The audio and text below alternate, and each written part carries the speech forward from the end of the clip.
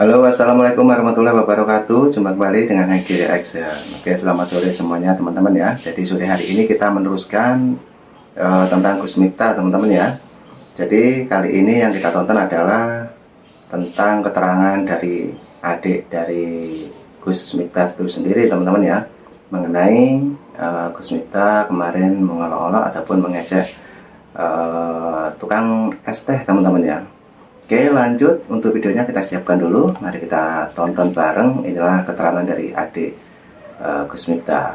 Oke, lanjut untuk videonya kita play. Saya seorang anak yang berlatar belakang dari jalanan, yang bergaul dengan dunia marginal, dunia premanisme dan klub alam, telah diangkat derajat setinggi-tingginya oleh Bapak Presiden. Adalah anugerah yang luar biasa yang Allah berikan kepada saya melalui perantara Bapak Presiden Prabowo Subianto. Saya memutuskan untuk mengundurkan diri dari tugas saya sebagai utusan khusus Presiden bidang kerukunan beragama dan pembinaan sarana keagamaan. Keputusan ini saya ambil bukan karena ditekan oleh siapapun, bukan karena permintaan siapapun, tetapi keputusan ini saya ambil karena rasa cinta, hormat dan tanggung jawab saya yang mendalam kepada Bapak Presiden Prabowo Subianto. Namanya siapa mas? Nama asli yang ada di KTP Miftahul Khairon. Nah, inilah teman-teman. Jadi kita simak keterangan dari adik dari Gus Miftah teman-teman ya. Jadi mengenai viralnya Gus Miftah kemarin. Oke, lanjut kita dengarkan dan kita tonton videonya. Panggilannya Tajib. Mas Tajib ini sendiri ini apa benar mas adiknya Gus Miftah ya? Ya kebetulan alhamdulillah. Itu kalau memang masih diakui tapi apa sih cerita dari dulunya Gus Miftah itu seperti apa mas? Ya kita dilahirkan dari orang kampung lah, istilahnya dari orang kampung. Memang jadi awal mula ceritanya kita itu di Lampung ya karena dulunya kan orang tua ke Lampung itu kan transmigrasi. Nah setelah itu ya mungkin tempat tinggalnya di Lampung. Nah dari Lampung itu bapak saya membawa anak satu yang pertama yang ada di Palembang. Nah anak yang kedua sampai nomor 4 sampai nomor 5 saya yang terakhir itu semuanya kelahiran Lampung di Jabung, khususnya tempatnya di sekarang jadi desa Adiluhur kalau nggak salah, desanya Adiluhur dulu ada Jo kan, nah sekarang Adiluhur. Dari 5 bersaudara, Pendowo 5 kabeh, lanang kabeh, tapi tinggal siji, tinggal 4. Saya yang terakhir adik dari Gus Miftah. Jadi Gus Miftah ini sendirinya asal dari mana mas? Aslinya dulu kelahiran? Aslinya Jabung. Jabung mas ya? Jabung. Jabungnya lebih tepatnya di daerah mana mas? Daerah dulu masih Adiluhur, sekarang Adiluhur. Adiluhur. Sekarang Adiluhur. Sebelum pemecahan toh. Kalau dulu kan masih Adiluhur. Tadi katanya dari keluarga yang sederhana ya? Ya memang sangat sederhana mas. Istilahnya memang ya gimana ya? Ya memang anak orang duit kan. Memang anaknya orang nggak mampu, anaknya orang istilahnya nggak punya. Ibaratnya ngomong makan aja kan susah dulu zaman dulu itu kan. Bapak ibu dulu kerja apa mas? Ya petani sawah. Bapak mama dagang di pasar. Dagang pasar. Jadi ya untuk menghidupi anak-anaknya dari 4 bersaudara itu ya dari hasil kebun dan hasil pasar itu. Tapi kan Gus Miftah itu kan dari lulus SD itu kan dipondokkan di tempatnya adiknya bapak yang ada di Jaya Sakti, Kecamatan Anatoha, Lampung Tengah. Terus di pondok pesantren Bustanul Ulum. Setelah lulus baru Gus di sana lulus SD ya, keluar dari Jabung itu lulus SD. Jadi sanawiyah aliyahnya yang pendidikan di sana di Bustanul Ulum. Terus terakhir ke Jawa? Terakhir ke Jawa dia lulusan tahun berapa ya aliyahnya itu kalau nggak salah 99 atau 98 gitu loh. Dia lulusnya dari aliyah Jaya Sakti itu di Pondok Pesantren Bustanul Ulum itu. Pimpinannya Bapak Haji Sudi. Jadi saudara saya. Jadi berarti ketika ibu itu minta Gus Miftah pulang, Gus Miftah otomatis pulang. Ya lihat kondisi juga kayaknya. Lihat kondisi. Iya lihat kondisi. Kalau kondisi kondisinya memang memungkinkan ya pulang. Apalagi dia kan sekarang sibuk mas, dia sekarang sibuk syutingan TV kan, sponsor itu kan, dan kegiatan-kegiatan yang lain. Jadi banyak sekarang kegiatan di luar pengajian ya, karena sekarang pengajian udah gak boleh sejak COVID ini mas. Kalau dulu kan sibuk karena jadwal pengajian, undangan, karena jadwalnya kan per hari aja yang masuk sampai ratusan kan, sampai indennya aja sampai berapa bulan berapa tahun kan gitu. Dan tapi terus ya ini yang terakhir kayaknya, sama kemarin berapa minggu yang lalu ada di mana anak Tuhan di Pusat Ulum di pondok pesantrennya dia dulu, dia pulang acara vaksinasi sama bansos sama apa kayaknya itu, saya nggak hadir itu. Hanya sendiri kan? Siapa ya dia? Iya. Dia bersama Menkes. Oh, sama Menkes. Sama Menkes, sama Pak Kapolda Lampung dengan Pak Bupati Lampung Tengah, Pak Muswadito ya. Iya. Itu di sana acara bansos sama vaksinasi. Kalau dari pandangan sendiri Mas Sajib ini, seorang kakak Gus Miftah ini seperti apa sih? Ya dia orangnya, ya itu tadi. Maksudnya yang seperti apa? Akrab nggak sama adiknya? Alhamdulillah, saya jarang sekali saya komunikasi dengan dia. Jarang karena Jarang, nggak tahu, jarang sekali. telepon pun nggak pernah. Nggak pernah. Yang namanya telepon itu nggak pernah. Saya jujur dulu ya, saya takut dosa nggak kalau saya bohong, ya kan? Kalau untuk selama ini saya itu bisa dihitung loh mas. Di telepon Sampai berusaha nggak ngubungin dia gitu? saya ditelepon dia itu sekali. Ya, waktu itu dia ngalahin saya karena saya mungkin saya yang salah ya. Waktu itu kan karena saya sakit. Waktu itu saya sakit perut dan saya itu dilarikan ke rumah sakit Bayangkara Nganjuk waktu itu. Nah, saya telepon mak saya kan nangis, jadi dia telepon beliau. Nah, beliau telepon saya, ngalahin saya. Mungkin waktu itu nggak tahu lah. Pokoknya saya nggak mau tahu waktu itu memang saya ditelepon sama beliau pakai nomor telepon istrinya. Itu kalau untuk saya chattingan pribadi sebelum puasa kayaknya, sebelum puasa. Tapi sampai waktu Cuman itu aja, chattingan sama beliau langsung. Dia tahu chattingan sama beliau langsung itu sebelum puasa itu hanya kan Ali cuma buru kalau nggak buru ya nggak makan lah istilah ya. berarti kan dalam cerita ini ibarat kata masih banyak keluarga kandung dari Gus Miftah ini yang sangat sulit mas ya? Yo bukannya banyak lagi ya, memang semuanya sulit ya. Jadi dari 4 saudara itu rezekinya ke dia semua. Nah, itulah keterangan teman-teman ya dari adiknya Gus Miftah. Dia menceritakan masa lalu ya tentang Gus Miftah.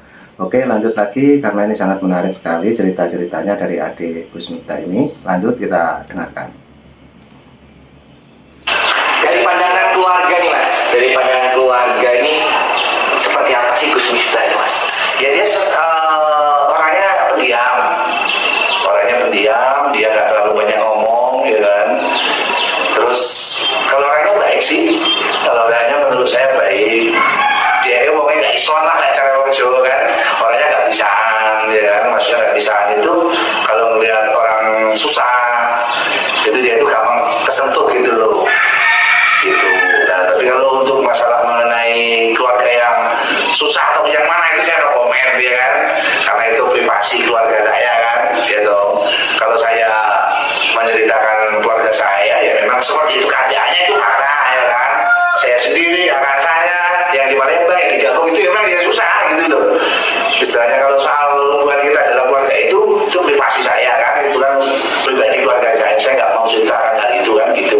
Tapi kalau untuk orangnya mengenai Gus Miftah itu orangnya dia orangnya baik sih, baik orangnya, dia nggak aneh-aneh.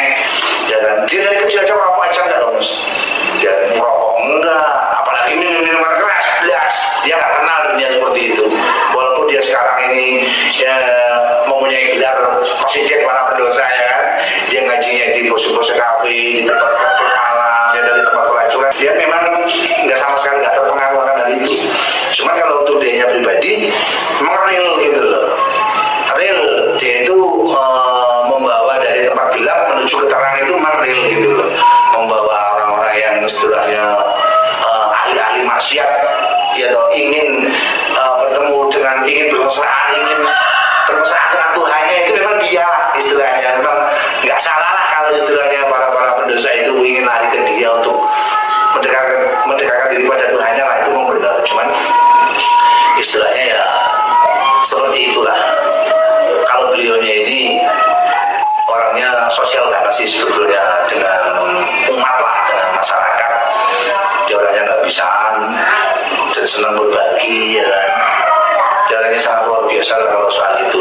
Tapi kalau mengenal dalam arti ini kan di sisi ini mohon maaf Mas Ya, jadi keluarga kandung ini kan masih banyak sih yang jadi kapan sih terakhir berkumpul satu keluarga ini Mas? oh jarang Mas, bahkan lama banget. Sudah lama banget ya? Lama banget. Dulu Gus Miftah itu sebelum punya pondok sendiri, sebelum punya rumah ataupun pondok sendiri, dia masih sering pulang, tiap lebaran pulang dia. Dari 8 tahun yang lalu, ulang tahunnya pondok itu, miladnya pondok itu sudah menilai angka yang ke-8. Kemarin itu yang ke-8, itu yang ke-9. Udah hampir 9 tahun ini dia lebaran nggak pulang semenjak dia punya pondok sendiri. Yang lalu lah mungkinnya di sana banyak santrinya yang silaturahmi, bahkan kemarin ini malah COVID, 2 lebaran ini kan, jadi nggak boleh kemana-mana. Ada lagi Mas dari pihak keluarga ya, saudara kandungnya yang diajak ke Jawa? Nggak ada ya. Cuma saya kemarin, ya saya yang minta sih, saya kepingin di Jawa kan gitu. Saya kepingin di Jawa ya, waktu itu saya masih sendiri sih, jadi akhirnya terus saya suruh ke Jawa, dan di sana saya diikutkan temennya kerja di salah satu perusahaan proyek, salah satu kontraktor anak buahnya beliau, satunya beliau, pengikutnya beliau. Terus akhirnya saya sana cuma 1,5 tahun ya. Kalau dari cerita ini Mas, anak pertama itu sekarang kerja apa sih Mas? Tani, buruh. Kakaknya itu ya? Iya, ayah dari Palembang sana.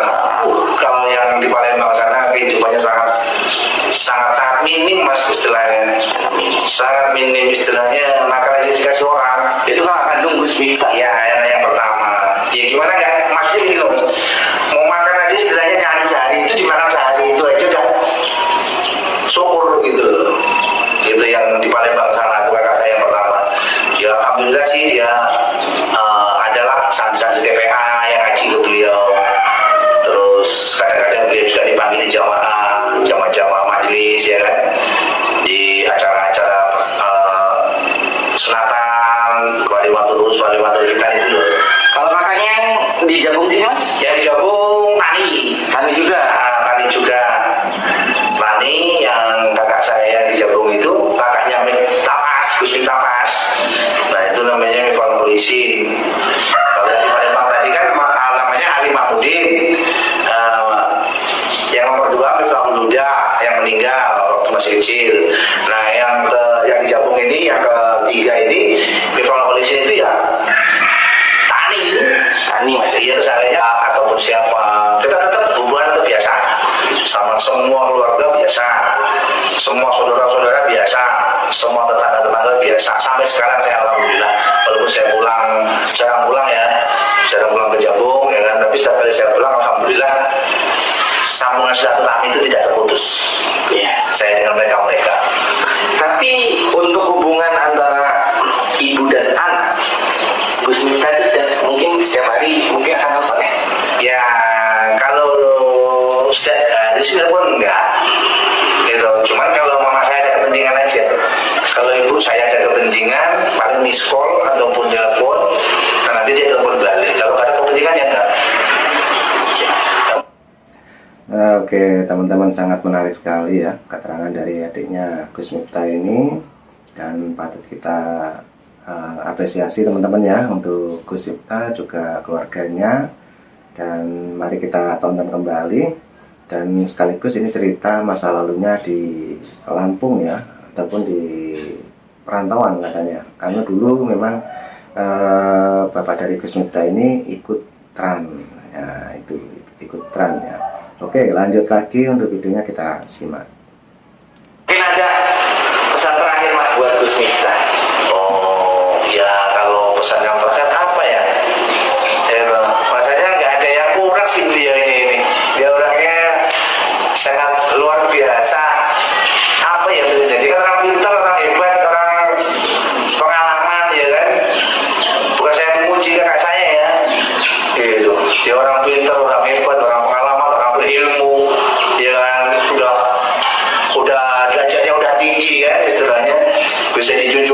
zaman golongan pemerintah elit sampai pemerintah bawahan bisa diorangkan, sangat-sangat dimuliakan di mata umat, di mata jamaah, ya kan.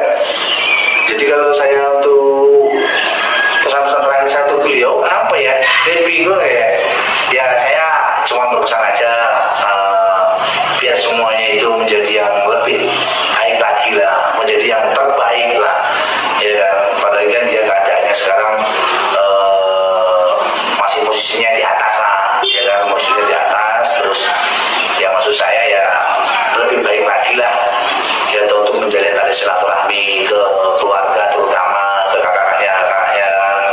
Kalau saya sih terserah mas, istilahnya mau dianggap juga monggo, nggak dianggap juga ya nggak apa-apa kalau saya mas, istilahnya begitu.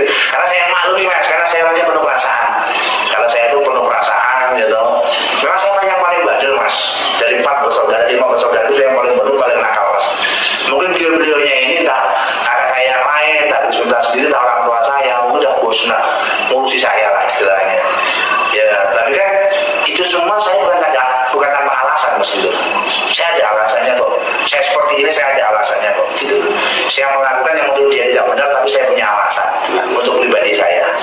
Itu cukup Allah yang menghakimi saya ataupun malaikat yang mencatat amal baiknya saya dan buruknya saya. Kan begitu mas. Gitu. Jadi kan ibu saya juga manusia, Sulit ya dalam arti kayak keluarganya. Kalau tadi sampai mana sih kepedulian Gus Miftah itu menjunjung nama keluarganya ini? ya kalau untuk menjunjungnya gimana itu, yang mana itu? Ya maksud saya gini, apa ya tidak ada tawaran, tawaran untuk yaudah sampean ikut saya aja ke Jawa. Oh, kalau soal itu dulu sih mungkin pernah ya, karena begini, mungkin ya soal itu penawarannya dari beliau ataupun dari kakak-kakak saya yang lain yang ingin meminta ikut beliau, saya nggak tahu. Entah Gus Miftah yang menawari atau memang kakak saya yang lain ini ingin meminta ikut beliau, saya nggak tahu ya. Itu kayak kemarin juga kalau saya pribadi saya memang yang minta kan gitu. Kalau dia itu yang menawarin saya tinggal jalan, nggak ada, memang saya yang minta. Cuman kakak saya yang di Palembang itu pernah di sana juga, ya pernah di sana juga. Tapi awal mulanya dia ke sana itu apakah kakak saya yang pertama yang di Palembang itu ingin ikut beliau, apa dia yang minta, saya nggak tahu itu. Ya, terus akhirnya di sana cuma beberapa tahun, ya akhirnya pulang. Nah terus yang di Jambung juga seperti itu, dia pernah di sana waktu pembangunan masjid dan pondok waktu itu. Awal mula mendirikan pembangunan itu dia di sana. Cuman ya saya juga nggak tahu apakah dia yang meminta dia yang ke sana ataupun Gus Miftahnya yang minta dia ke sana, saya nggak tahu kalau soal itu. Yang jelas intinya kita pernah di sana semua walaupun nggak lama. Jadi udah lama mas Gus Miftah ini nggak pulang berarti? Udah lama, habis kita maksudnya pulang lebaran lah ya. Iya. Lebaran itu 8 tahun. Kalau pulang dalam arti Jadi dia punya pondok. nggak lebaran gitu? Kalau nggak lebaran pernah sih. Pernah ya? Pernah. Berapa tahun itu? Kayaknya kalau sampai sekarang ini udah, kalau pulang sama keluarga ini ya, sama keluarganya di beliau. di rumah ibu. Bukan, maksudnya Gus Miftahnya pulang sama anak istrinya beliau apa sendiri? Dia sendiri maupun Nah kalau sendiri kayaknya belum lama ini kayaknya, belum lama ini sekitar sebelum puasa kayaknya, sekitar setengah tahun yang lalu kayaknya, waktu dia ngaji diundang sama bosnya Ceker yang punya karaoke, tahu kan Pasar Sakti, Labuan Tinggi itu masih ikut Labuan Tinggi itu perbatasan kan, itu ada Labuan Tinggi dengan Pasar Sakti. Pernah dengar nggak tempat karaoke Ceker itu? Iya. Nah bosnya itu namanya kan Siti. Nah itu mengundang beliau. Nah waktu itu dia diundang melalui ibu saya, mengundangnya Gus Miftah ini. Nah akhirnya dia pulang kan, otomatis dia pulangnya ke gitu. Jadi kan ibu saya juga manusia, dia juga manusia, ya kan. Siapa sih yang tahu perasaan hati seseorang, kan yang tahu kecuali Allah kan gitu. Cuman ya menurut pesan saya ya lebih baik lagi dan bermanfaat untuk umat gitu. Naiklah tinggi sedikit tingginya lah apa yang dia inginkan gitu. Tapi jangan lupa bahwa pasti suatu saat kalau orang naik tinggi itu kan pasti akan jatuh, itu pasti mas, kan gitu tuh. Nah biar gak jatuh gimana lah, betul, biar gak jatuh gimana ya toh, biar awet lah ibaratnya dia itu sekarang sudah di pucuk sana kan, ibaratnya dia ngawe itu kayak mana kan gitu. Jangan sampai istilahnya dia jatuh. Kalau jatuh kan saya juga kasihan sama kakak saya kan gitu. Mau mati santri oke, mau mati umat akeh itu semuanya gratis, mudah di sana kan nggak ada yang keluar biaya kan begitu. Ya mudah-mudahan dia selalu istiqomah, lebih tambah dewasa ya kan, lebih tambah dewasa lagi ya loh. Sekarang usianya dia udah 40 tahun ya kan, kemarin ulang tahunnya ke 40. Tambah sukses, panjang umur ya kan, selama bisa mengayomi umat banyak, masyarakat banyak, jamaah banyak ya kan, bisa jadi tontonan, tuntunan bukan tontonan ya kan. Sekarang jadi publik gitu kan, apalagi dia seorang ulama kan, masih kalau bisa jangan sampai jadi tontonan ya kan, kalau bisa harus jadi tuntunan yang benar, dakwah kan gitu, mensi olah kan gitu. Tapi sebenarnya macam meleset terus lagi soalnya ya toh, apa yang ada dalam isi dakwahnya beliau itu yo paling tidak kita tuh bisa menerapkan lah ya toh. Jadi ojo iso ngomongin wong, iso ngomongnya awake dhewe kan gitu, apalagi iso ngomongin wong, iso ngomongin keluarga kan gitu toh. Jangan sampai seperti itu banyak gitu. Jadi ojo menjadi kiai jargon lah ibaratnya kan begitu mas ya, jangan sampai. Mudah-mudahan dia selalu istiqomah lah. Amin. Makasih mas. Ya sama-sama. Nah, oke teman-teman, itulah cerita tentang Gus Miftah dari adiknya sendiri yang ada di Jawa ya. Juga kita ambil hikmahnya, itulah tadi cerita-cerita tentang perjalanan tentang Gus Miftah di masa lalu yang diketahui oleh adiknya sendiri, ceritanya bagaimana tentang di keluarganya, juga tentang Gus Miftah bersekolah ataupun di kampungnya teman-teman. Oke, cukup itu dulu dan kita ambil hikmahnya, karena Gus Miftah saat ini juga lagi viral karena kemarin adanya tukang es yang berjualan di salah satu acara sholawatan teman-teman ya. Oke, jadi saya ucapkan terima kasih semuanya yang sudah menonton dari awal sampai akhir. Terima kasih. Jangan lupa dukung terus Hengki Reaction. Oke, kita ambil hikmahnya. Jangan lupa. Dan assalamualaikum warahmatullahi wabarakatuh. Sampai jumpa. Thank you.